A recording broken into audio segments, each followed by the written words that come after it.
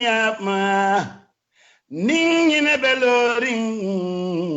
tolbe dahata betilin alale mbali jekan mbali muikan wodongo tolbe dahata le membe kering alingantilin yulula nyunu nata munela kambe dahan membe kering gafanyine nyama mbaliko ningine belori galibana doya nyawe dahata betilin alale mbali jekan mbali muikan wodongo ndolbe dahata le membe kering alingantilin yulula nyunu nata munela kambe dahandi yo mbalikoma jalibana doya nyawe mbaliko membe kering gafanyine nyama ningine beloring tolbe dahata betilin alale mbali jekan mbali muikan wodongo ndolbe dahata le membe kering alingantilin yulula nyunu nata munela kambe dahan membe kering gafanyine nyama mbaliko ningine belori galibana doya nyawe dahata betilin alale mbali jekan mbali muikan wodongo ndolbe dahata le membe kering alingantilin yulula nyunu nata munela kambe dahandi yo mbalikoma jalibana doya nyawe mbaliko membe kering gafanyine nyama ningine beloring tolbe dahata betilin alale mbali jekan mbali muikan wodongo ndolbe dahata le membe kering alingantilin yulula nyunu nata munela kambe dahan membe kering gafanyine nyama mbaliko ningine belori galibana doya nyawe dahata betilin alale mbali jekan mbali muikan wodongo ndolbe dahata le membe kering alingantilin yulula nyunu nata munela kambe dahandi Yaya Instant Services, the coolest and most awesome way to send and receive money worldwide. We're simple, swift, and secure. Send money in 3 simple steps. Select country, add receipt details, and remit the amount. Super fast and easy with unbeatable rates. Get funds deposited directly into your bank account in the Gambia with no third parties involved. Our coverage includes UK and Ireland, Europe, and all over Africa. Transfer money with any device and get an instant email or SMS notification. In fact, transfer money and have it received within minutes. Visit us at www.yaye.co.uk and get instant access to latest rates, free calculator, mobile top-up, track your transactions live wherever you may be, and so much more. Contact us today and revolutionize value for monetary transactions. Available now on the Apple App Store and Android Market.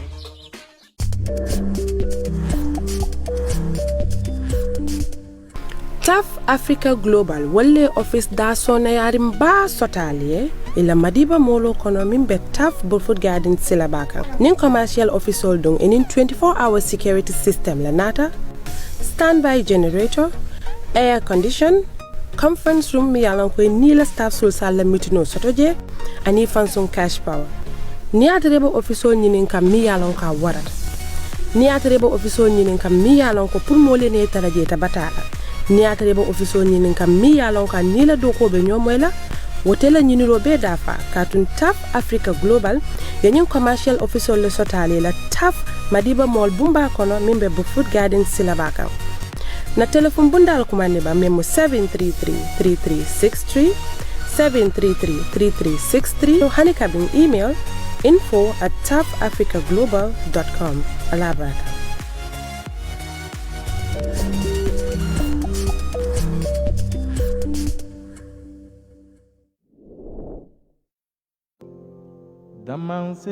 Damansena ite wili sino iko nyadi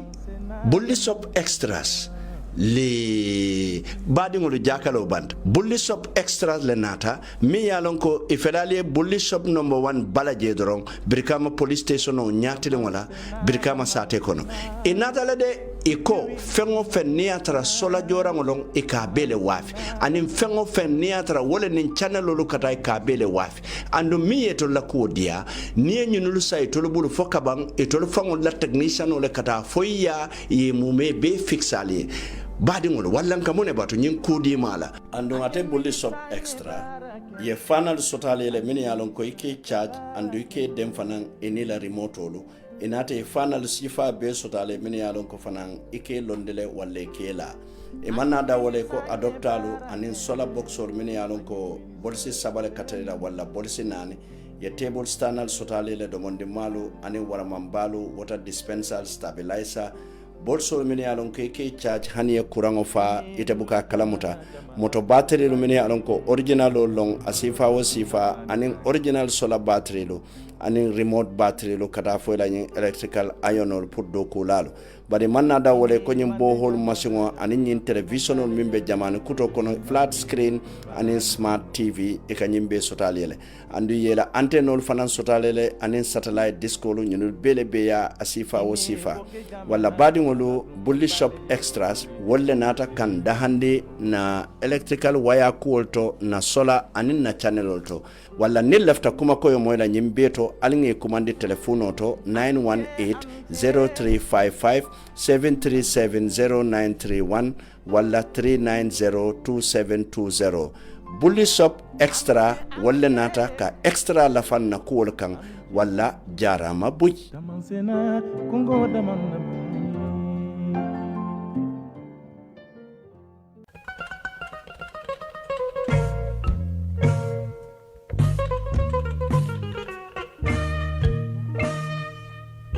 kumo bantala ko electronics walla nata de brikama sate kono koten badi ngulu electronics e bale damin wala mo Islamic Bank nyatili ngola brikama sate kono electronics itol dung ika electronic jorango bele wafi mine boko channel lu complete setolu alla nyin satellite disco lu domonde malu ani wara mambalu nyin television kutolu mine yalon ko wolle be jamano kono smart tv lu kata fo flat screen e manada wala sola jorango lu itemol sifa wa sifa fengo fen naka dun sola kunto pura e mara e ka belek bari man nada wala de kando warte ko air conditioner min ke la bungo kono sumayandi anin fengo fe yalon ko electrical jorangol long fanalu kata fo radio lu anin bluetooth speaker lu kata fo bluetooth headphone lu abele bije nka boliso wa fale na sifa wa sifa pasiran ferolu dispensalu blendalu ka tape frijolu kurla masingolu ani CCTV camera wala ka kuma koyo moy nyinko beto ali kumandi electronics 788-9398 618-9398 981-9398 tonya electronics jele mutadulate.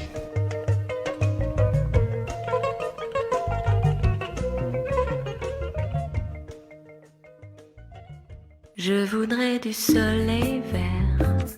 badingolo ni amoy French touch wala famu français lu tati French touch e bale damin wala mu kiti sateti nyin container bale bije mi yalon ko fengo sifa bele bije e fengo mi yalon ko e boko television lo frijolo la rangolo ani la matlalo kata fo kapetolo ani fole solo bicycle kendolo sofa lo alla nyin silam balu mi yalon ko sela no kan e manna da wala de ye foko jayo sifa bele sotale je mi yalon ko ni je doron e kamundala ko brand new one andi manna da wala de nyimbundal mi yalon ko ni e sorondore ka kumale kim wala mu floss dust e ko fanan sotale le kabirim palantero lo fo bundalu bari manna da wala fana ko gas ko kala ani wosen masingolo wala mo alla nyin ko la masingolti photocopy masingol kata fo printing masingolo anin alla nyin laptop ko tolu min yalon ko wolle be jamano ko no windows sifal bele anin container lo wala nga fero ke ngambori ni katanyo ya nyin nomballa Gambia alse commande 315-2384 746-1330 921-2207 baratol min yalon kalbe tubabu do ali commande plus 33-659-433820 plus 33-669-352670 wala French touch e manna da wala e ka fengol fanan sambale nanne kabonan France kana Gambia banko kan ali fensi fa o sifa soto fengol min boko bukono fengol lombang fo workshop o lombang asa be dile ya sambale nan Gambia andu mi yela ko dia ni afudandi Gambia wato minne e ka sambale foita mari fangola bundato ande manna da wala de e ka motol fanan soto le motol min yalon ko moto kendo le ka minulu wafi min boko Mercedes Benz lu Toyota lu Volkswagen lu Ford Skoda anin moto kota ngol min yalon ko wolle be jamano kan wala badi ngolu French touch wala nata kan dahanli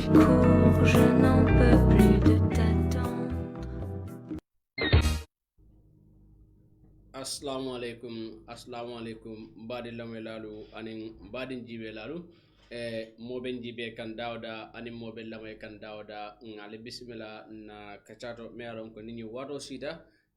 banque be kacha men kanale alla lamar kunda bato analla jibere kunda bato home digital fm anin membe kering television odo mbade no albe yalo ne nyin kacha melon ko wala kana nin ni wato sida farla kollebe nyin kacha la men yalon ko nyum farla kolu fon sawlu nati folo nale tambinin wo farla kolu la kadum ntol alala jonde nati andu wo man satalla man saba man sakallanke kum fay kuno ntolde sila jang ayatara man wala janto nyika ngadiala nin ala tema nyanto momenti wala nyindiko ka ala subhanahu wa ta'ala man saba man sakallanke ka warandi nin warandirobe danda siruna anin ka tentu nin tentobe kamal man kutola nin ala subhanahu wa ta'ala man saba man sakallanke nin nga warandi nga tentu nse ala subhanahu wa ta'ala nse dani kadu man salam yalon ko aya fonyele wato bela nsa dani ninga dani ababulu ate banna kadum aka bondi daminto aka dinna anada banna je woto wato bela nsembulola ate mansaba mansa kallan kewe nga dani woto mbe ala subhanahu wa ta'ala mansaba mbadani la fo nyinyawala asendema nga datinin atoba senola nsa kumfanin alhamdulillah rabbil alamin la bari ala subhanahu wa ta'ala mansaba mansa kallan kewe mbadani la fanan nin jankaro mebe duniya kono nin atelemu coronavirus ti alama ale nyim banko tankala al balala anim banko katon men yalon ko wolle fana mu bankol te men yalon ko nin jankaro ay kolya nika ayadi o bankol la ba ala subhanahu wa ta'ala dalina men yalon ko jankaro nyim ba wolle la ngasen jankaro nyim asa farla wulwol kan men mo asodo alama ale yol fana tankala bankol men yalon ko ay kolya landi kan alama ale kolya aya bondi o bankol la mba mansa kallanke mba danila mol men yalon ko imantare fambulu ninko men imantare fambulu wala mo molti men yalon ko nyama tolu men yalon ko sunnamo mamma soto anim men fana yalon ko ila jada kende be al hala jawto e be lari laron kan imantare fambulu be mansa mba danila faso mul fana aso farla wulu o mari nyol kan ayeso ifanna be alam mansa kallanke mba danila men yalon ko tata e mankuke man sabala me yatinay tata bare alama alay lajang aya sonande bulu ntol men fanan be jang man fenke kende mato me yatinna ate man sakallanke o ayam tujang be ala subhanahu wa ta'ala mbadanira ntol men be jang fasen tol fanan asentanya sonande ande menu tata alama alay so arjana kallanke wala men man tar arjano fanan kono alama alay wala fanan bondi be damento alma alaye bonde woto ay samba ning arjana kallankewro be mansa kallankewo mbanian la asen tanka nin newla masibola katu newdu mo fennede me alon ko asa hanamanu la duniya tinya ayela la kira fanan be dundu nyoto woto alam mansa kallankewo naate tanka nin newla masibola ikaka molde melan ko tanka kurun tewlale tanka buna fewlu lale tanka mo jenkere sivano no bella bari hanfa sulu saji malu tanka nulla masibolale woto mbade mansa kallanke mbadan la kum fa kuno asen tanka ning newla masibola asen bendi sababo fe mbade gambian kolu mbade lamoy lalu anim mbade jibe lalu bi fanan nde kunde nada ka murnan jankana nyenkelen ale siran kan bosba toyala pamudu bojam mbade gambian kolu bi na kacabe dende menna wala mu nyinti ko rule for one is rule for all meye sampa wati wala nyamta pate fana watla meye maryama menketa maryama la wala nyanta kala fatu fana na be na kacabe dende wala mbadin gambian kolu gambia bankule me alon ko ntolle dende nyim bankola mota dire na santo memmina kana nyim banko kado kuntole ntolle tamu nyim bankote ntolle kata nyola bade koto ntolle kata nyola kulliyoto anne ntolle fananka nyokidi ni nyim bankolo kan ntolle ka koku na nyanda kala nyim banko de ntolle ka nyola jang odo momo be nyim banko kan jang yake akennema gambian kala isalon ko imake o gambian kola bari yake fonala andu yake nyim banko belela nim momo fana yake a jawma isa lonko imake mola bari yake fonala kadon kugu ba koma nyim banko be wala be deningala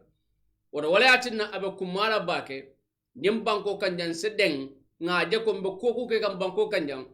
mbukaka moye mbukaka baroye mbukaka useni daboye mbukaka halifa sallaye bare mbukaka mo fana ye nkaka mfona ani nyim banko be kadu nyim banko bi ning adunda nyabo dato duniya be ba fola wobe nyim banko bele todiate ita fola kariya bare iba fola gambia so ni ko gambia wo gambe dum ayetara dawda ika wasule andi eka kontani ate gambe di yalal woto wala yatinna bo kumala bakem ntol as gambian people nganyim banko nga tambindi nge kata nyola nganyim banko nga doku ni aji be sampulo tabang meni junta meni ke kudeta kanun jang ye gambian ko tora barabi gambian ko le montere kidinde kam banko kanjang ala nga sampulo tawla drom meni junta meni kudeta kanun jang ye ko ka jang moli tumi ko moli fa jang e ko yaaka gambian kollela bar jumalle be kidinde kan ngam gambian ka kilona be kidinde kan so mu santi on de kaaje itande gambian kolla ko nyim banko kan jang moye kuku ga nyim banko kan jang imake mola iyake fonala kado nyim banko la tanyato mu gambia beltare bare nyim banko la murko mu gambia beltare woton tolla nyim banko tolla dentala nyanta nyim banko tankala le ko nkanna kordalu tanka nyamen nyanda nyim banko tankala konga niyo tanka nyamen wala mba nimbe o sodon hakilo kono be aje ko ninga nyim banko tanka kan niyo tanka nyamen wala nyim banko be tankala ata kolea ko nono belale an nyim banko be tankala nin ku kati balo nin kunoro mo belal wala atinna nyim banko la kayto pa modiya fonfon janne ala kacha o kacha ni watol kono akatla falale nyim banko la kayto annon toñala mo nyim banko la kayte mo fenni melan ko akumata da kadu nyim banko jan gambia kayto lebe jan menika moke gambia de muti o kayto le niolo sodo wate ikaka gambia donti ban nima wolu dol sodo ite kenol gambia de muti munne nim bantalan ko lu fata nyim banko ka wala nyinde ko na français savade kayte d'identité na id card ba nyin id card ka sodo nyaadile nyin id card ka sodo nin alkal kayto lala alkalo le ka kaytolu di yena so ye baf certificate di wol kola yena yenin yena nin id card di ni id card di da voters card na di an voters card le kana ka fenti men ka gambe de no nyanto di la pour carte fa nyim banko kan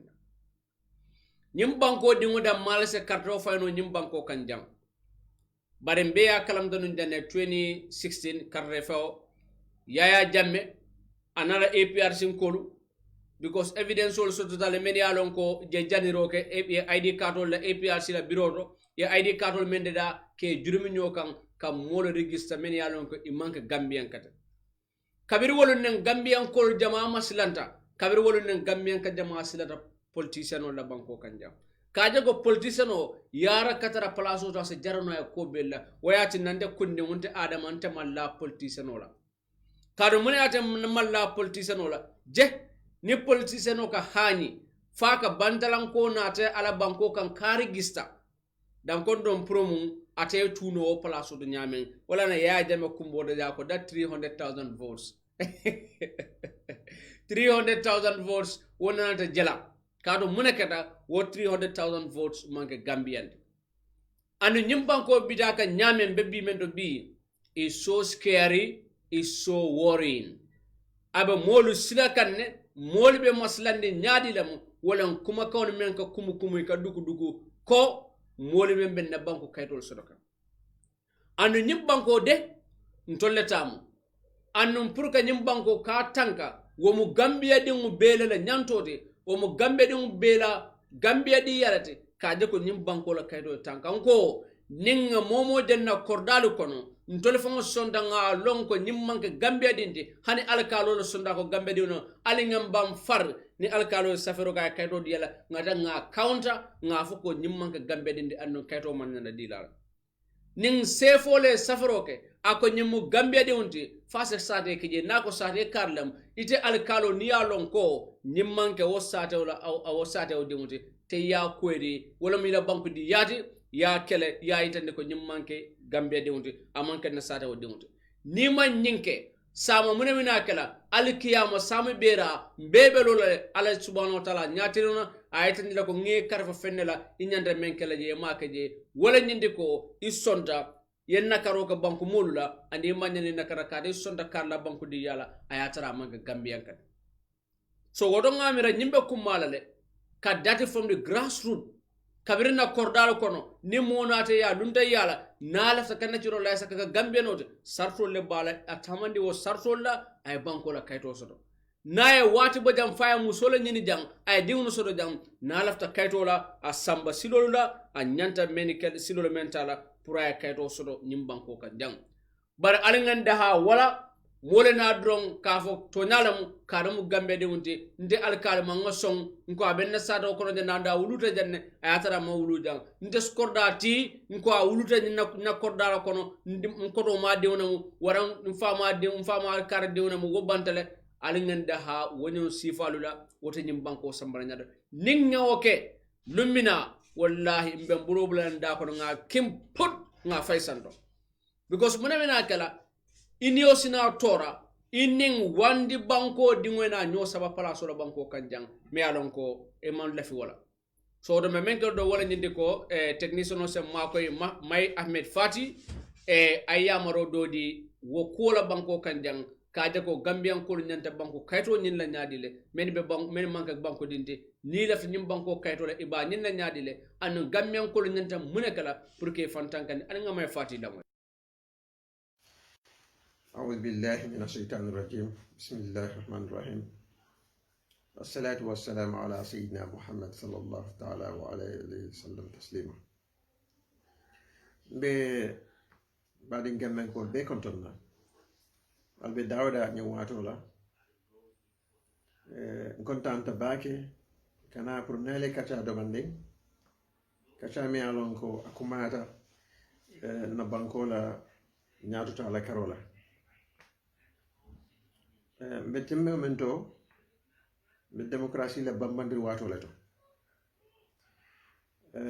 wato bisna kan gamme dun jama je be haklo be nin kanko 2021 in sankuto mi alon ko be wole walin kan gamme dun nyanda tala kotanke ka katte fayo ke kama sekunda fale wo man sekunda wala nyanda ke la man sekundati gambe dum bebe la flamme yelo ka banko mara 2021 political party wol mum bebe banko kan bebe pare kan ni lunye pour si daniro ke gambe diwul la isi haraje alama ko ro kan banko la marle kanula ni be ko matale ka to be mu banko diyalati la démocratie anin banko diya wala yo kanona asembo di gambe diwul la pour mesio ke no banko kan bari men kuma yata gambe diyato banko diyato wala mo ila voters card kaatu voters card wala be sembo dile la ila kan be banko kan yata mande gambe dum be kanyanta wala to wala mo banko dum fana na sembo ti dunia be kono tayo voters card ding anyanta kasoto nyamen anala kumaya lefta bi nalio kachake do mandink ni mu kachale ti men akumata ndebulu bake ndo ngalon ko akumata gambe dum fana bebulo nyamale nal hakilo bakan wadi tambita alhamdulillah ala ma koro kan ala mbunya palaso le like of me minister of interior nga palaso ni mara palaso ni na do ko kono la gambia la cda kaytolu gambe banku din cda kaytolu ikaf me id card aning passportolu wol be tata ni mundale kono ti momin na nga palaso nyinta nga tara banku dia cda kaytolu aso nyamantra sahari nin ko mu nole be no me yalon ko asun kanta baki nata na kachake na ministry bunda alfalu aning immigration kuntiyodu aning police kuntiyodu sita nga kachake kaje ko gambe din kaytolu men tata id card nin passport to asro nya sonata dum bake andu hanmini yalon ko e manke banku demulti asonata bake pour yenna passport soto anina id card to momen na be place tala momo sulata nyin kadi fulol la aman ko le bulu surtout nga passport si fado so de ka fume MRP mo de machine readable passport wala ikela natal ila passport size natal fulo ka wala ki ni odi drom be dawda dunia kono la ni sata ya passport di le yakiya mo jamal min yalon ko manke banku demulti inata na id card soto na passport fanan soto foyatinna na kayto amanna nafa soto amam valoro soto dunia kono tare natana kiskisiro ke kaje ko kayto nyin soto nya luwaya landi nyamen abukata no wo nyama passport ni id card ka isu nyame nga suspend nga ku nga dio ni nga stop fo wati danta pour se kiskiso ke an si karamol ke passport ni id card soto nyala ka satti ko tol landi luwa nyin kotola men sati na mini alon ko manke banku demuti na banku din cda kaytol asikole ay tol ya so nyame nata na mrp nga suspend passport mi alon ko hani be china le o be india ni la passport size na lo kidron foi man imu gembe di manke gembe di se passport ta ya kiye o banko kan o passport si fal mrp nga suspend ko atli la kotanke ba gambia banko kan fo gambe dum mini alon ko wolle be exile o mini alon ko be bantala bankol kan isula ta la bari fanan fo kayto nyita tru gambia embassy na ko de gambia embassy ayta foreign ministry gambia banko kan jang foreign ministry la ba process la ani ministry of interior ngata ko tanke ngaki foreign ministry ayta gambia embassy ite be banko men kan ite la passeport taje wala mo mota so no la foy fon apia ani la banku dia sedo ila banku dia sedaro folo fanan bula o satol noma ngajela ko na luwaye nyini tande momo lingembe la id card bebul no de birth certificate o bebul la yestem bo soto le pour ye wote kayto soto voters card soto bari dum cda kayto mini alon ko walla nyanta sabati la janiye voters card soto ni wo cda kayto man janko fo mol ka so mini alon ko e manke banko dingolti woto sinin kala muta ko ninna carte fay wato sita molle bina ka kafuma e jamal mini alon ko e manke gambe dingolti bari ye gambe kaytol soto ibe nala ibe na banku diya nyanto iba tamand lankan na banko kan jam o mu kuleti ku gawle mu luwa man son ala o mu kuleti be nyanda ka fla nyoma nga kele ngana so wala momo ni manke banku dingoti manke gambe dingoti imman nyanna gambe la ID card soto la imman nyanna gambe la bas certificate soto la andu imman nyanna gambe la passeport so ninko imman nyanna gambe diya seyda kaydo hani killing soto la baro be kala nyaaji le fontol gambe dul mini alon ko ntel denta nyim banko la ntamu nyim bankoti mbenga kafu nyoma nga tiling na banko diala nga foroya na banko e katu momo ibota banko le kam mini ya lonko ibota banko ko tamul kay imanki gambe dingolti wol fana e nyanto le sura ibota banko menka nyanta jewo banko sede akayto le sura la pour se banko dingolti se ke banko dingolti nyanta o banko le wote kayto sura la pour se wote ko banko kan yela ma sokunda sinde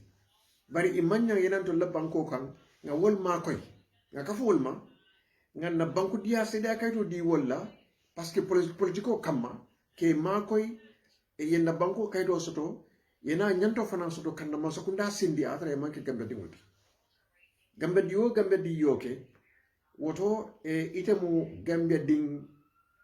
alse hakotu nye wala mu gambe la sadalti katun banku ding ngatra ibarakata andung ifroyate la banko ite sonna wasifa tamandla ila banko kan bari banku ding mini alon ko ini mo kurun kafu nyoma ka kayto di mo la mini alon ki manki gambe dum di politiko kamba wala mu gambe jawolti ndu nyantale ngela ko luwanyari nge sambal luwanyati la luwa mel lawol kan ngafo ngake alum be political petrol mu be danila be nga kafu nyoma ngaje ko ning election o men kana na gambe di ya sede akayto akana dum mo bulo kon la men manki gambe banko dimoti momo fana yalo ko nillu tanglo mi nata imete gambe banko kan nyaawo nya ni manki gambe dumoti imanya na kayto sotla banko di ya se sotno nole ndol ma fako mo kana bo bantala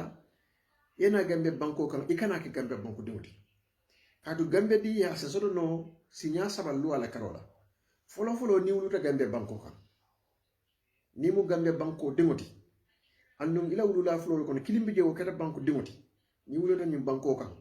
ila wulula flol kono kilimbe tan be jewo me wuluta banko kan esike no gambe dimoti fulan jango hanatara e wuluta banko ko te kambe manke gambeti ni la wulula kiling no de la wulula flol wol be mu gambe dimolati ifana zike no gambe dimoti wala mi ka fole citizenship by descent saban jango wala ni fututa gambe dimwe fo musolem fo kewlam ni fututa gambe dimwe fo sanji nankama isi gambe diya sor no le futu wala silola ani nani jango wala mu isi naturalize no le fana e gambe dimoti momo ni atara gambe la ko e nyaabo e manke gambe dimoti e du illa fitale pour ifana e dae bula gambe la kuwalto banku dun nyanta tamara ko menna ila nyanto kono la woto nyin sil sabo de wala soto sila folo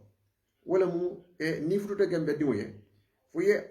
nanka mo soto ngamira sanji wala ni manyina woto isi fero ke place lo no ma ya soto ni wote yi naturalize nyinne mu bunda fuloti mem manke gambe dewti asi gambe di ya soto no nyame fulanja bunda fulol min alon ko mawol ngawol folo wala mu folo yake gambe dumuti me wuluta gambe jam wala ayatara ila wulula fulol ko kinimu gambe dumuti no de wulu gambe bantala ila wulula fulol ko la kinimu gambe dumuti citizenship by birth or citizenship by descent wala mu for gambe citizens for non Gambians citizenship by marriage or citizenship by naturalization mo ni mambula ni luwal noma e yenna luwal gitunaya akamuntele ilo de gambe me banani iko itele ba futu gambe beti e gambe dum mumye be banani be nga bulo ko se mankuno je o dinkuriya gambe dinkurumulu wala kafu mo kurulma e saba yelo e sonko dinkuriya saba di la bankol kan momo e mo makoy ka gambe kayto soto atara amanya na ka soto silola imu gambe dinkurum balati katum silol soto banku dia kayto soto no nyame woto ni mambula silol noma e ye gambe mumye bele nani ye gambe la dual fanati nyade adu banku dinkurumo wala ka kafu banko bantala banko dingol ma kala banko la loi tinya fufaltiya kono tilimbaliya kono ani hadmo kono adum dengal nyin jiki ko momo ni to mu gambe lansaro le mu gambe dingolati ite kafla wandi moluma yenela banko kan yela banko loi tinya surtout loi me yalon ko gambe dum damande nyanta nyanto tamandila woto nyantol mini alon ko ala en tolle deng ngim banko kan nyantan tamwati ala nga kafunyo ma nga fero ken kana son politicien wala mini alon ko womu banko tinya la leti e me fon kan yela banko kanu e nga kafu ma ngi sutura kadu nyimu kule de me alon e adamari ila nyanto mu laleti men la nyanto mu gambe banko kan wolen tamu gambe la nyantoti men manke gambe dumuti ila nyanto man dara gambe banko kan ifana ye wasa le banko la nyanto kan ni nyabata gambe di yala luwa e menfo sila fulo ngai tandile momo bali momo lafita gambe be pareri ne pour gege gambe dumuti yebula luwa silo noma woto mbese nyaayele na tundolto na sateolto alkalolo anin sefolu alla banku diya alkana wafi alkana ke nafikolti alla tundolto alkana sedero mu faniyalati faniya fo dum haramolati yahramul katub alal mukallafi faniya fo mu haramolati ka safero ke ka signero ke ka tampo ke kayto bala mola itafno yalon ko memman ke gambe dumuti ye faniyal ko yenna kero gambe mu me be andu junubole bije oto alinga nyofasa alinga foreya na banko na banko kanu wala sabitano shwai wala mkuti kume alonko inshallah asib banko tanka na banko da suturo bole kono na banko la tanko fana bole kono adun sole keno baten damba jeyla assalamu alaykum warahmatullahi wabarakatuh mbaɗen gambiyankolu mbaɗen lamoylal nun mbaɗen jiɓelalu ntolle honorable may fati moy alaw kuma counto kayitande ko birata mu interior ministry ay simfal menta kaje ko na kayto mo fende melon ko atatala fa doyata fa am manke fendi asoto soniada hani bantalan ko bulu aya kata fo kayto nyinkata fende melon ko fa ay barako soto fa nyino koleata modulu bulu and wokere fende melon ko ndefanam fongo yo o serial ka don tenga molu soto le men yalon ko nana kan kumandile kan nyinin ka funya ko bari ntelo bantala lafta gamben kayto la pour na passeport bar ko koleare bulu bake so on fendre be alon ko kaydandi ko o falnidol men keda o falnidol nyanda ka tujela hansain anu hansai ya maro men de wala nyindi ko ay men fo gambia sada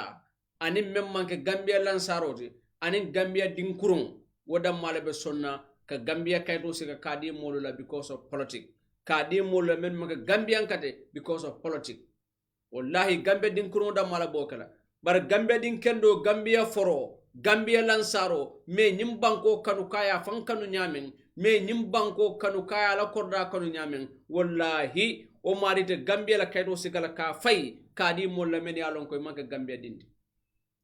je ala nga jibe bang ni ngan na kaydo siga ngadi mo la men manka bantanan kade sama munemina kala ni o marina ta fa balanta anara ka sojar de wasifa anara ka sojar de banko kanya fata tanya binkaya kudeta ni ku wasifa ga aman tankala mune mina kala bantala banko mune mina maranna men diata nya aya kenna ayen tajreya ayen fa ayen borondi ay bayol nim furial sene na banko kam te kuno laje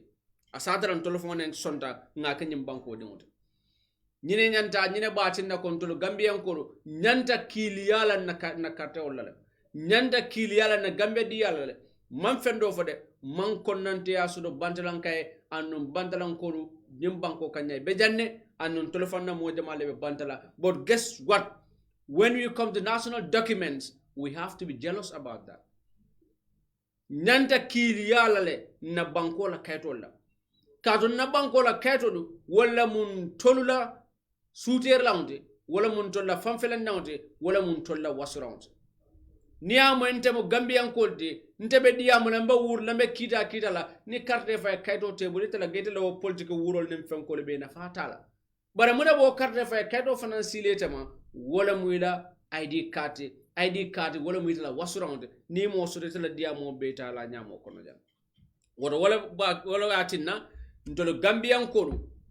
nyanta sonna nyina ko na banku kayto ntolo nyanda ka tanga anduma murla kodon ke start from the grassroots kabirin sutiolia kanafo village development committee lia kana fo municipal council ya kana mayor ya kata alkalo ya mbere nyanta nyinkel na do ko kadu niyawe kanamu gambe de unti abota swate wala kono abota tundola kan abota kordala kono je iko karamu gambian wolti abota mintola abota badibule abota badi minto njaba kunda dumala mun jaba kunda alkalo don ka santi on tade badi mun gola kana kamfade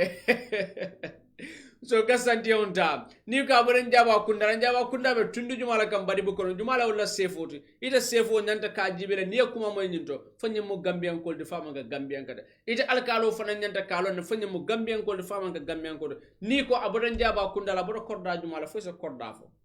so fanye mboto do fama mboto nyul be mo fenen me alon ko ni wala keta item sefo ite alkalo ite commandant ite sate village development committee molu fo VDC kiamandem ban fo VDC membalam fo jumale mo ban sate kono atol fanane nyanto le woti kaje ko aliyal loto aliyal singo laje aliyade ko nyimmanka gambian kati andu mbelo le ngambam far ndena kaito sikala ngadiala alin kana son 21 fela kana sita nyin sannalam karte fodo alin kana son men keta nun jang weke president na lo janga ya kuma muta akonya manna karte ke solde alin kana so wala de alin kana so wala koten alin belo ngambam far ngai tande ko nyimban ko mun tulata anu be kidi ala nyimban ko ran mbaden gambian ko nimboto to mbitala damento wala mu Libanon gambian ko be dawda amu gambian kolete gambian be Libanon imeta kumbola imeta wosila eko gambian mansa kunda e makoy ke bondi na banko kan ke samana jang gambian mansa kunda hanmi be bonde anen bibi bile ngamay Nigeria no lera molu sendina bantol as a country Gambia muna ya tinnan tolute gambian kolu kenula na councilal je wandi banko kan barje fontolu ka wandi banko momutan kawoni kan kakena Gambian consulate Libanon membe jama ka Gambia dinde fo Gambia di unuma makamo soto bang fo Gambia di unuma londo soto bang fo Gambia di unuma naflo soto bang fo Gambia di unuma doko londo soto bang puru ka Gambian consulate Libanon Gambian ko se balafa men sotno Gambia di we walla mba bantalan ko to balafa sotno la Gambia di we mbare musol be Libanon e meta kumbola je nyinan e mbewnin temoda kar dandansi ibo kumbola Libanon sakoro beri nyim fitam kada de nga storel mem moy lo fete jallo Gambia di wunamu me alon ko haramadin nyantu kele kafola babulu ameda nyin ko kala fanin Gambia foreign ministry fo say kumol ka fanin woltem nyimu Gambia de unda ko apareta la kala na fulo nyika kadunje pour kanyin Gambia de non Libanon ke samana jang ako a telebe tiketo sananyule bar Gambia masa kunda ya kaitol de danyule pour ke seninan Gambia masa kunda kabir wati imawo keno ngamira nimma sa kunda etere nyanda tiketo sanna nimolo ta kabe tikete sama bolete kunna ngamete nyanda donnale yo tari andi ka documentation loke pour ka wolu samana jang bari fo diamol dunda kono fo nyore ko tol ketaje fo nyotu ngol keta kaba ko dinino la karbe nyina but wobe ma important what is important wala nindi ko Gambia man sa kunda nyanta la responsibility tale from the onset kaje ko Gambia de umbe dawda ning abe kolea kono ya bondi kolea kono sako nimeni lota ilafta ka sena ka wulu banko kan bi menketa o Gambia sunkutinde wono wolle fanan nata wuli kata demonstration ba yake Gambian embassy me yalon ko wala be Beirut Libanon na capital nse wolu jibe Gambia sunkutinde wono manya menke Libanon bi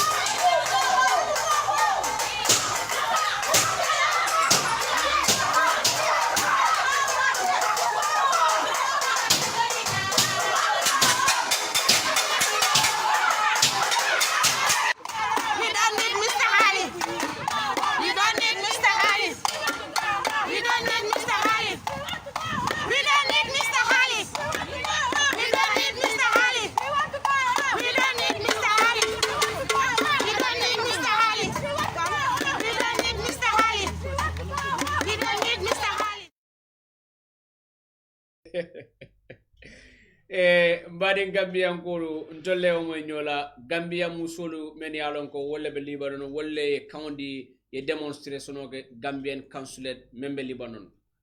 iko we don't need Mr. Khalid, we don't need Mr. Khalid, we don't need Mr. Khalid.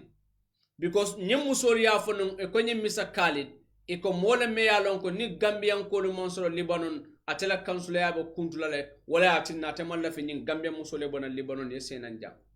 wala nanko Gambia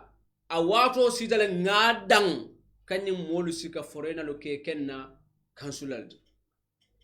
alanga nyong Gambia de sika ngeke consulate bang. Let's empower our own Gambian brothers and sisters.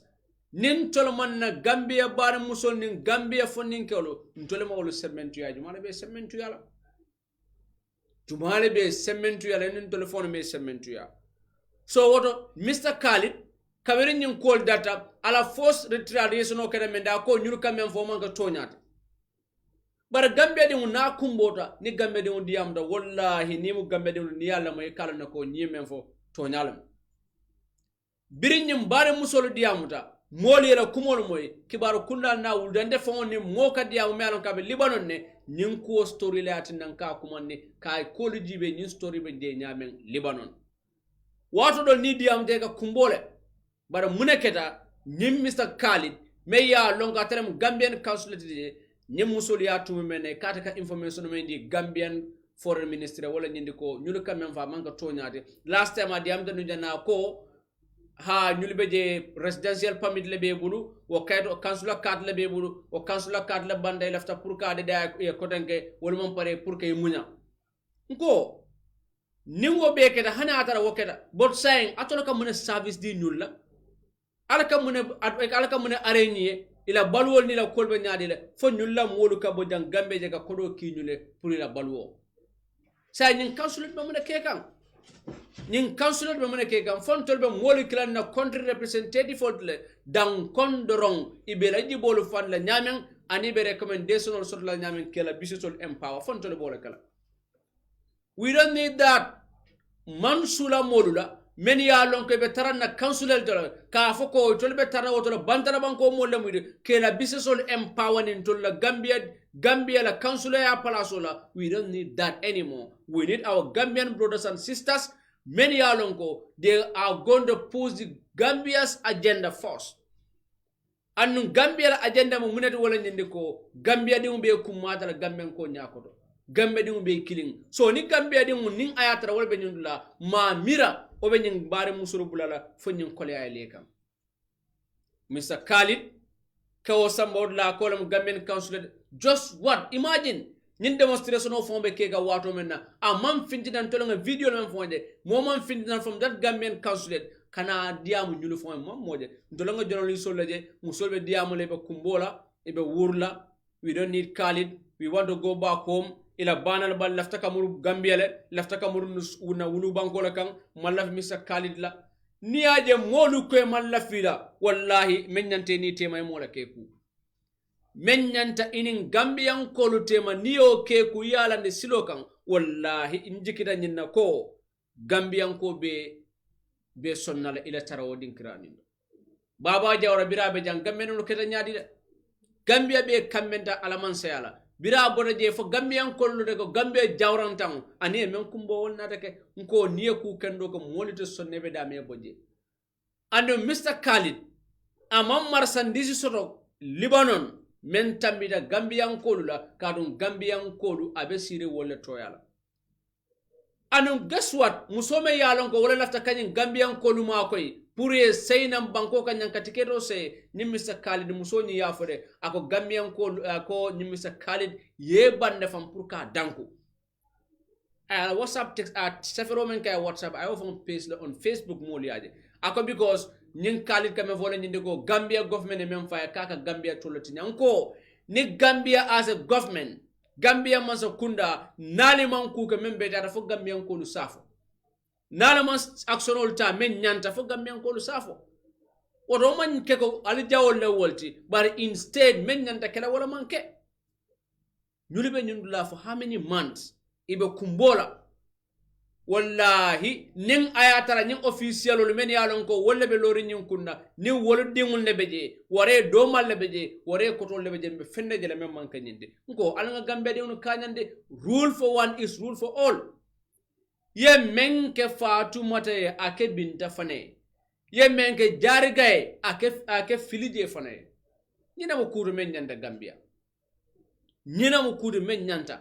nin nyulbe kumbola nyindulato nin ayatara mbadi unkon gambia be mkilinade ntolenga gambia di yara tamende woto nyanta lola nyulfe woto ke tankande nin kono fo ngambatu bi le woli wulite be kumbola nko bilan kana kaytol da pour ko murun nanjang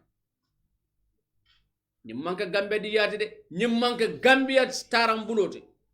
nga gambia men long lafta gambia menna wala nyindi ko ngalo nyofe nga nyo nya fita gambe di be dawoda kadu nyin gambe di unu nin karte fa watol sita nka muru nyulle kan ngi dani lafita ale katolu fayne nale katolu fayne be nyinne kala Gambia as a government o million kodol le because na tara o million aliye samanan tol Gambian ko le fine million on na de Gambian ko man fende wolto barsan Gambian ko men fanambe stranda bantala iman nano fo baluwo ko leari wole bo kumbola ale mun lande wole foreign ministry la budget wale because ku jamal beje wol cut down tale ku jamal beje wol man tara kerin sign Gambia foreign ministry budget o ning ale alla budget o alta do kuntula je bang aliye kato ke kanyim molu ke sendina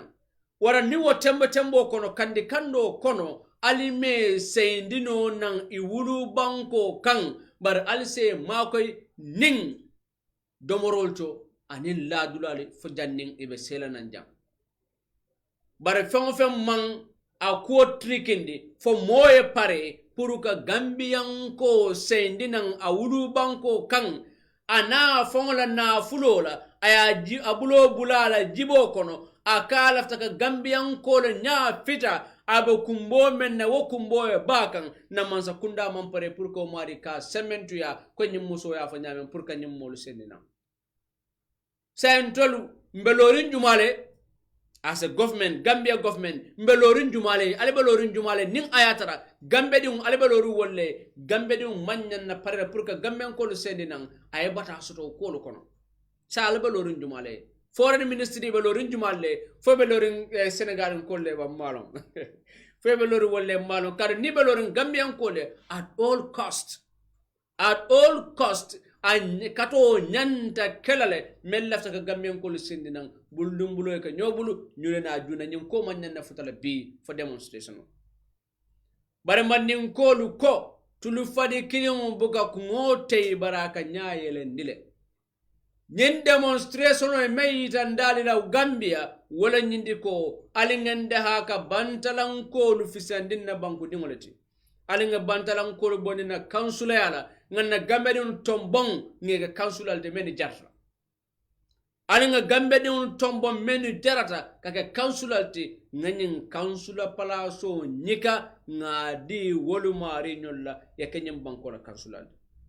nyebe nyim banko sambala de bari ye bantalan banko moke kansulate abe din kiranyundo Gambian ko la koma sula amang Gambian ko muta fenti Gambian ko be kumbola ibe ko be kala amuke danku fam karo nganyul be mo nyim musolo bulle men be Libanon woto Gambian mansa kunda alinne kansula ya bondi Mr. Khalid Bulu aliye Gambia din tombon aliya ka Gambian kansulate alinna kansula ya bondi Mr. Khalid Bulu aliya sika aliya de Gambia de una meme ya lonka balabe fala Gambia de una andung alni muso e do ko ka Gambia de una ke murunna ngakanda ko bi motan sabani woro ali bol la kaydol prende kanne because nga muso nyindel akawe tikidol sankanne game masa kunda be documentation ke kanne pour ko nate akana da wala de Gambia din jamaale be nyi arabu banko kan saudi nyol banko katon kan ibe kumbola because ngamodo la kol so lafta ka seynan hakelente be men kono de ko ali katake nyimbare musulu nyimbarin kewlu men be bantala bankolu kan jankarobe je do kulman soto je e be kolaya kone be kumbola ali nga katake nganyim molu nge sendene wudu banko kan ninyulu na Gambia wala mo nyim banko la samati wala mo nyim banko la nyaaro tade baade be ben ko wala ngata la kankura sudno drong nimboro je sita fanna do ma walbe kelanna fanna la bon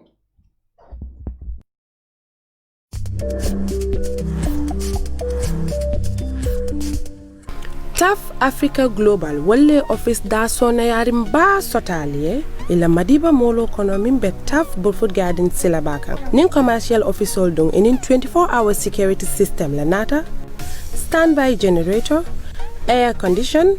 conference room mi yalan ko ni la staff sul sala mitino sotoje ani fanson cash power ni atrebo office nyinin kam mi yalan ka warata ni atrebo office nyinin kam mi yalan ko pour mo lene talaje tabata ni atrebo office nyinin kam mi yalan ka ni la doko be nyomoyla wotela nyiniro be dafa katun TAF Africa Global yanyin commercial officer le sotale la TAF madiba mall bumba kono mimbe Burfoot Garden silabaka na telephone bundal kumane ba memo 733-3363 733-3363 no hani kabin email info@tafafricaglobal.com alabaka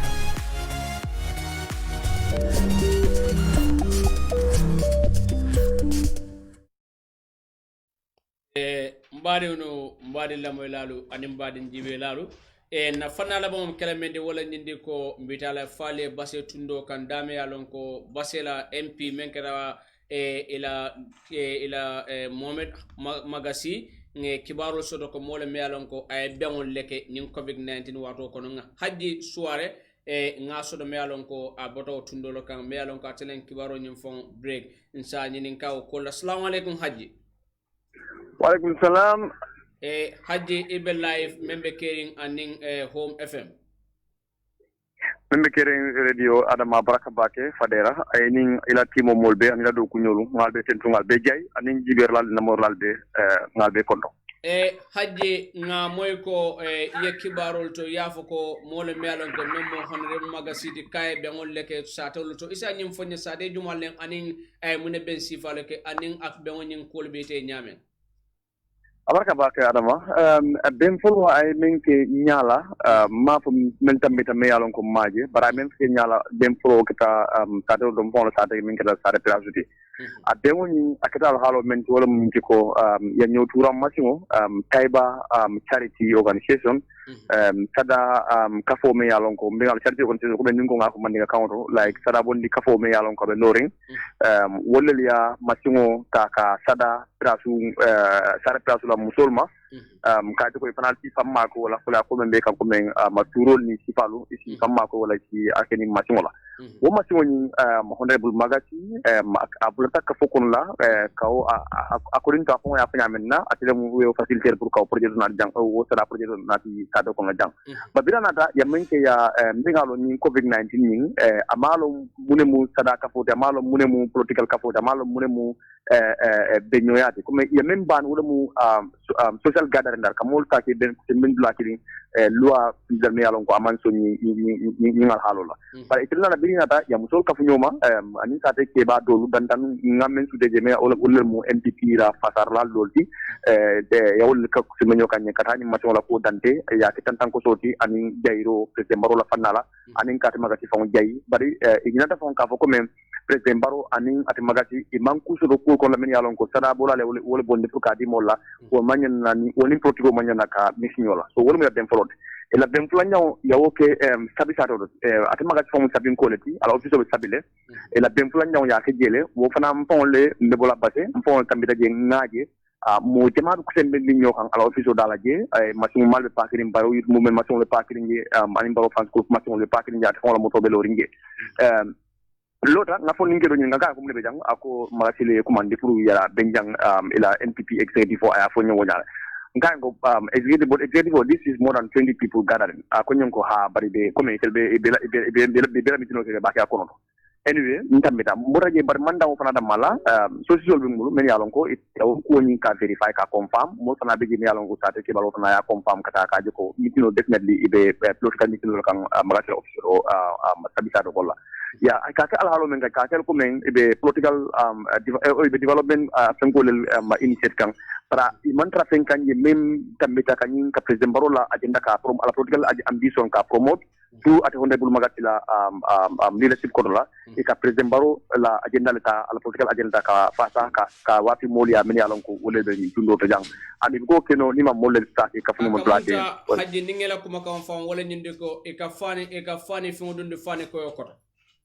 exactly iko fanfa ka kele because ne nyotura maso me yango sada bo ka fole adi sate kono kolla mune president baroto mention na kono la mune be magati president kolla because this is a charitable organization you understand it has nothing to do with politics but in other mean I zero follow jumal la won president baroti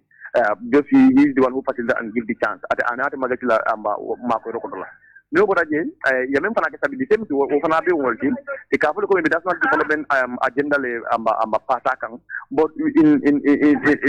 kanyina ko jara kendia wole kanyi be sabu bolla anu covid-19 amalo mune mu politician oti amalo mune mangi do mala mangi politician oti a men londo wole mu moli example nyola wala na president baro fon une proclamation ke ka state of emergency dunde anin kofi ka ko mul kana kata nyola mul kana sitia nyola moli example nyola bari magasi nyol men yalan ko tele ka loi dada itel ka muneke itel ka volta ke kujen be nyol kam pour ka te president baro adin ta ka fasa nyin kan anu president baro is aware aba kala male because ni mutulo boga ke ni ba to foni so at the end of the day has a president and then has a parliamentarian atel mol me yalan ko alko almalla fi kuron janjam mol te mala tatel ko la wala le tidlal wala le korna kon la ba atel mol fa me yalan ko alka mol kumandi ke iblanyo kan dula kilin ka politiko alla politiko la adinata ka awaki o molia pour isa famuno bari alti munege alka fani amba fingoda wala fani ko ta ka mura fani chunkan mol nyama nyanda kam nenji alma ko so fala molen mol nyama tamen na barata ka alka wala ke kanje ya understand wala politiko ite nyin ko nyin ayeke nyaadi la faye barande la man fo biriye nyin je kadon député la nyin de mbialon kon to be alon non jana no to jang ako député la nyanda ka sonne nyin tiltan nane lulo di pour kaje ko nyin tremol waso dum banko kay ni o fo na ko tremol wati nya o ite o de nyaadi la kade dina be mo dula kilo mo basé Adama,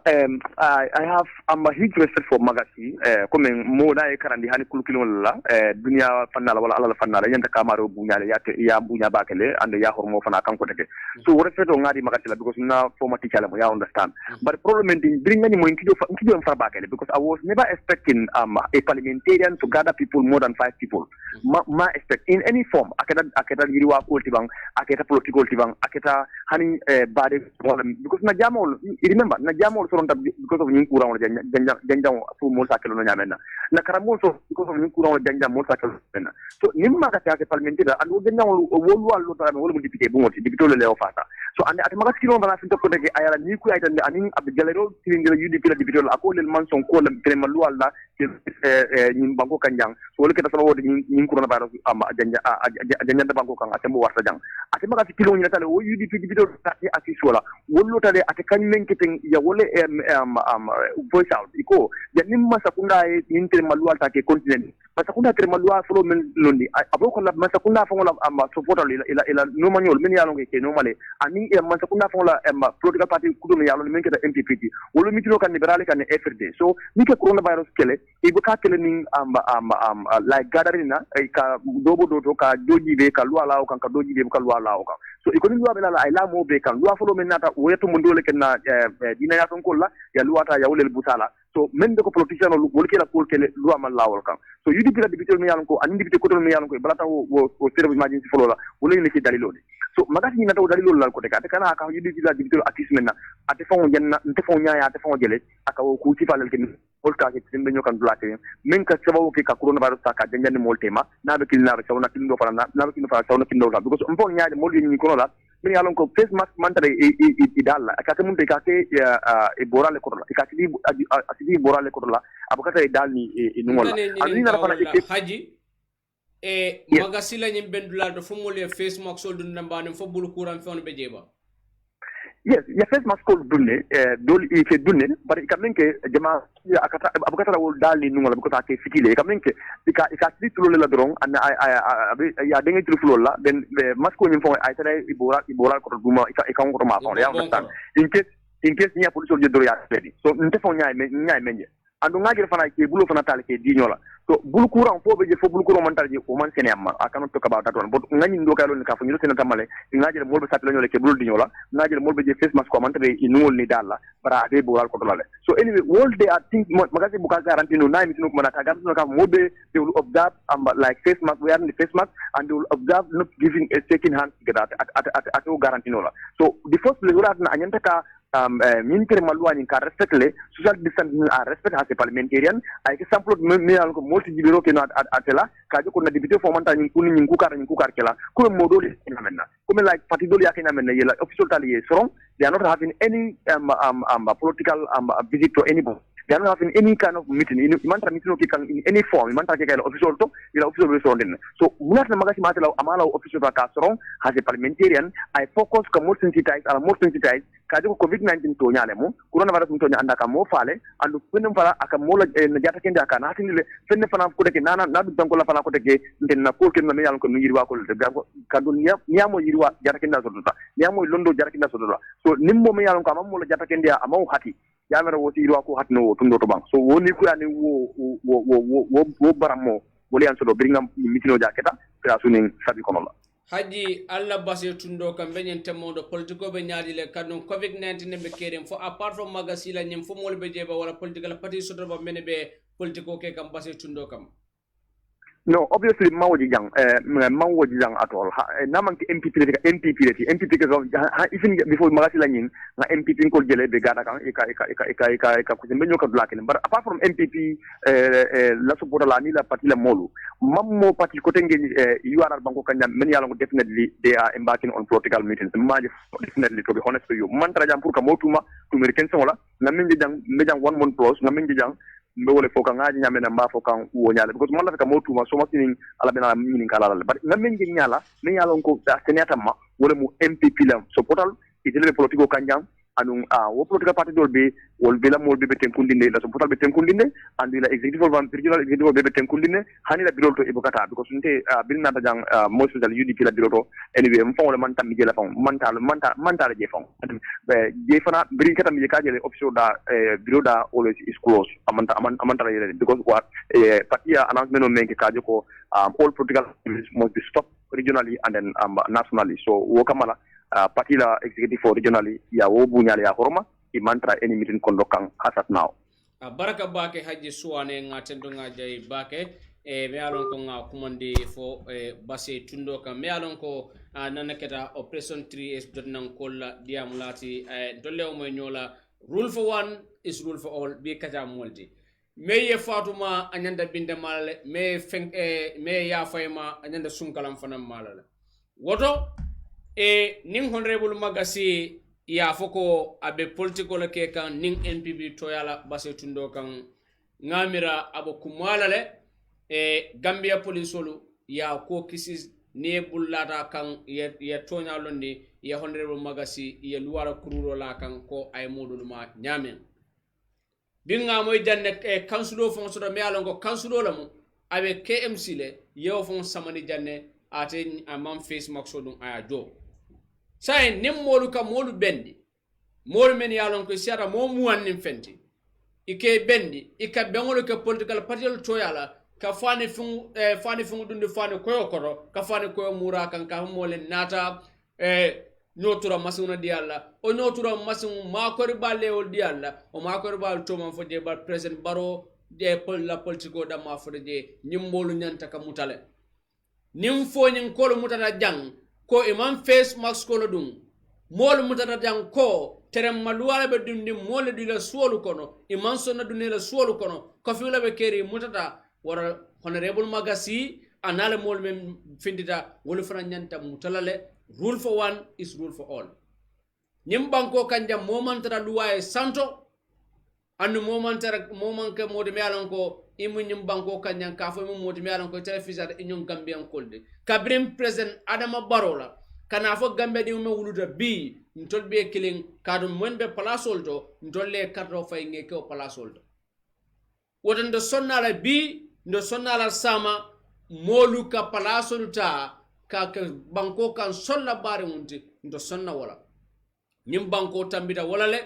and nyim banko is beyond that now ka je ko ka molu bula men diate iba kala banko kanjang ngo alanga wulu as a country Gambia polisolu aldo ko ka Gambia banko e bar alkana do ko ka Gambia president e kadun Gambia banko de no wolle karto fa president e o Gambia banko de no banko maran kawne be banko kanjang men ka o banko de no president be mara aldo ko e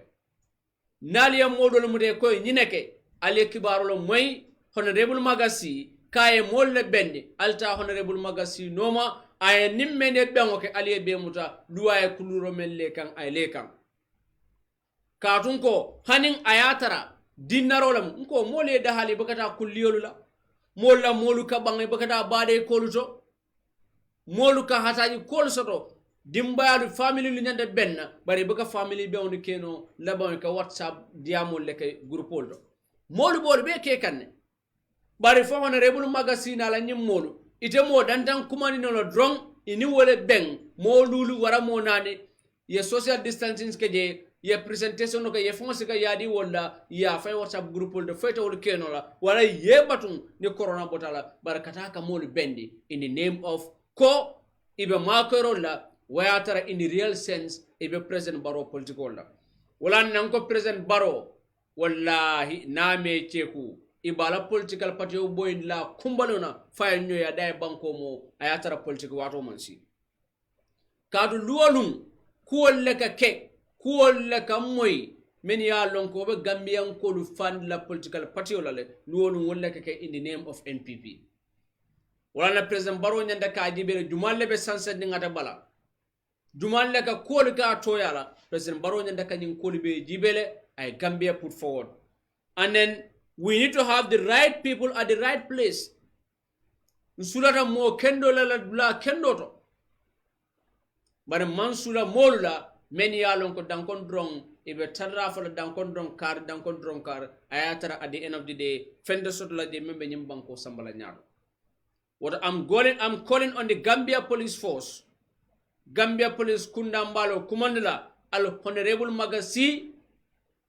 alamuta anala molu men yalan ko wolle be nyimbe on ka aliye kiskis aliye muta nilu way kuluro men lande kan wele kan kadun ko munam nyimban ko kanja nin ayatara modola wulta ya ka jana ninte adama fadere molu be ninga ku ka jana kare modola e bendi jana isafu je ha hanifan journalist o men ka diamu jara isafu je journalist ol men ka mole ko alkana nyinga wala be nyinke kam bara fela sa député men ka fo mole ko alkana nyinga alingam fantanga alnyanta ka president ka 45 days ya price state of public emergency dundi wala fo be state of public emergency lu waltinya kan menen ka fo mole alanga luwa dundi menen be luwa nyin ko ma wala fo be luwa nyin tinya kan rule for one is rule for all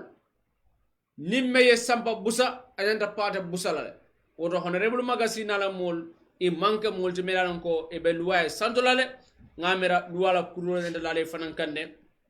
e mbadunu sama fela be kekan jambe menkal do wala ndinde ko be layno e lale bi junale insina layno e lale 6999130 6999130 9388430 9388430 9388430 men be banta wolsen kumando men WhatsApp 759387 759387 759387 womo WhatsApp the technician also number nyim pin nyeje 759387 aso number pin wobe kala bantara number ti pour WhatsApp so commande la flota. Assalamu alaikum.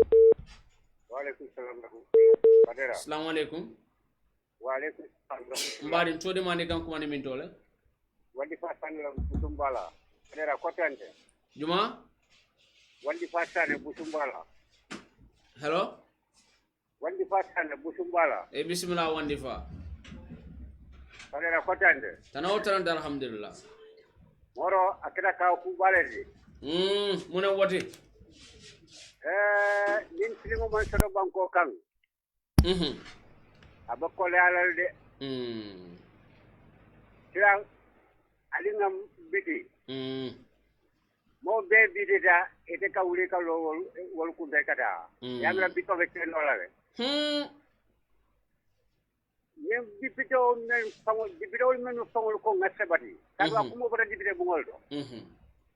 sila ni député o kana finti o député bu ko na kana kan te yola e molde sire ya mera ko molde sino la ba ala ma wuraro ngam men ko e wala bi je ni ma ko tan ko kuram respect ko ko tan ta respect no la ni le bi je de alisi kuram le be tere alisi aka molde le fa aka kan te yola ya mera molde sino la le moro alinga kata ngateling tilmo bedatal de alinga teling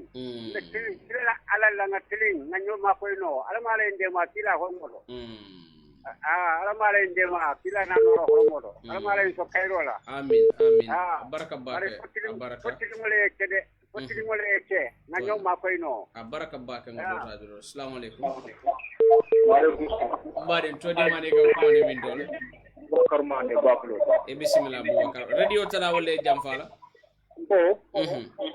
radio tala wala jam fala okay ko ko yeta indi video no man ya arrange ya luata manda ka ka be mun ta ma din dol ka mol tudol de la so mun na ta do kala ha ay no pul ta manda ta slola ni yalo ni kani na normal ka ya na karolete ye mu sama ko de la ko dol murundi ka dalo na luwa man ta ma ka my friend baraka do be julo don sata assalamu alaikum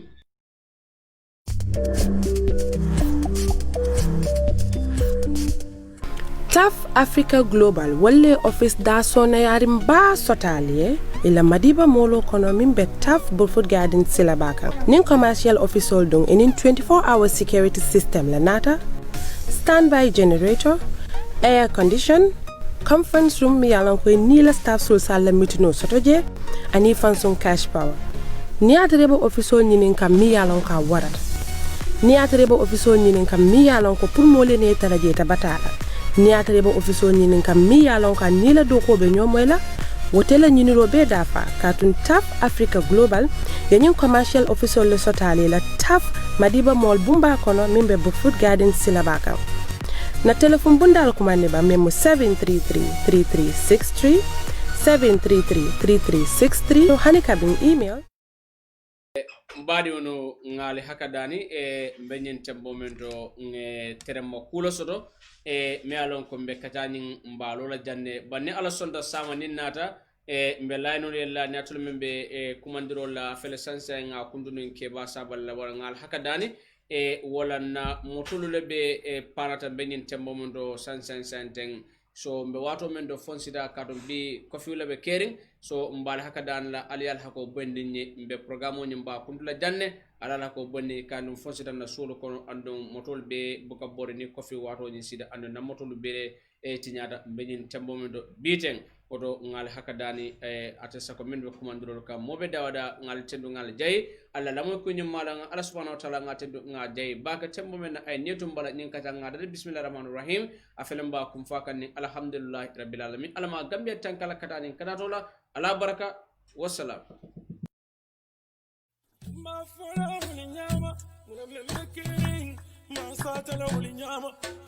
e butungo mbadi ngol mbemo be salamola ato na kontongola mba fala mole ko tonya fo tumo sita e munay ko bono mu batiolti bari nyakulu malo kalero kono mu ba kunkolo fangoleti kuno dampa na singo me kuno na fa kuno yo lonne butungo mba fola anyanta fola nyame e butungo membe kering mba fola wala nyama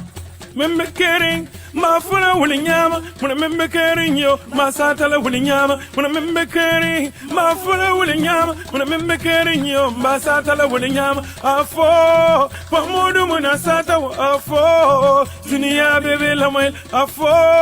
pamodu muna sata afo dunia bebe lamel membe kering ma fula wuli nyama muna membe kering ma satala wuli nyama muna membe kering yo ma fula wuli nyama muna membe kering mbasata la wala nyama afo pamodu munasata afo dunia bebe la mwe afo pamodu munasata afo dunia bebe la mwe tonya kumodu ndadu muka munkari bade yataye muno kafinyo yataye tonya kumo dunda ta dumbuka munkari bade yataye muno kafinyo yataye afo pamodu muna sata afo dunia bebe lamoel afo pamodu muna sata afo dunia bebe lamoel nko nte baba blood nko membe kering